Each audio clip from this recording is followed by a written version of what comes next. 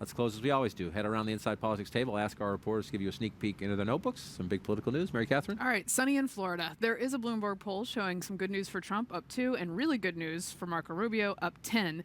What's interesting about this in the future is Democrats would love to finish off Marco Rubio. As we know from the WikiLeaks emails, he was the one Hillary did not want to run against, and Trump was the one she would like to have run against. So we'll see where that goes. And I think those two, even though their fates are now intertwined in the future, they're the picture of how this fight plays out. So we'll see what happens on Election Day. 3 days in Florida, Donald Trump did not speak the words Marco Rubio. Nia?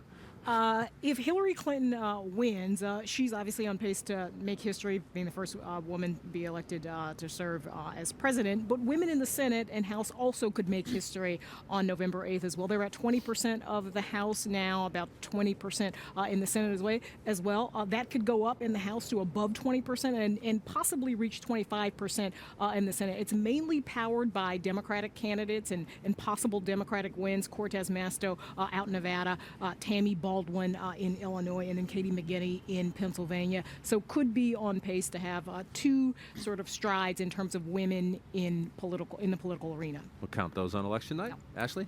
I was just out traveling with Donald Trump for the past week, and I talked to dozens of his supporters, and they all know that he's losing in almost every single national poll, and they all believe he's going to win on Election Day. And they point to the Trump yard signs in their neighborhoods. They point to the huge crowds at their rallies, and they say that there's this silent majority who is not being counted in the polls, who may be a little too embarrassed to say they're Trump supporters, but they're going to go into the voting booth, close the door, and as Trump suggests, say, what the hell do I have to lose? And so I think the question is, are these people living in a bit of an alternate reality, or are they kind of our modern day prophets and they know something we don't? Well, we'll find out. A, you applaud their loyalty, but B, Bernie Sanders had the bigger crowds too.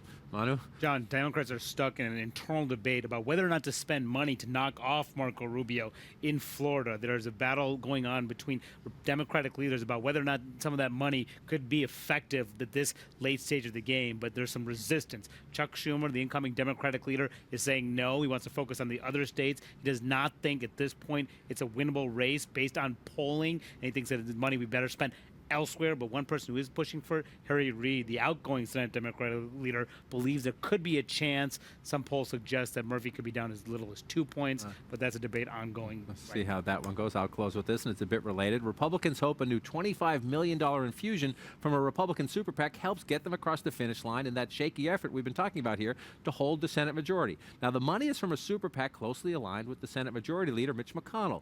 And the current spending choices, well, they're pretty revealing. The money is set to go to 6 states, 5 of them with Senate seats now held by Republicans: Pennsylvania, Indiana, North Carolina, New Hampshire, and Missouri. But by far the biggest investment from the Senate leadership PAC is going to Nevada, as Republicans try to pick up the seat held by the man Manu just mentioned, the retiring Democratic leader, Harry Reid.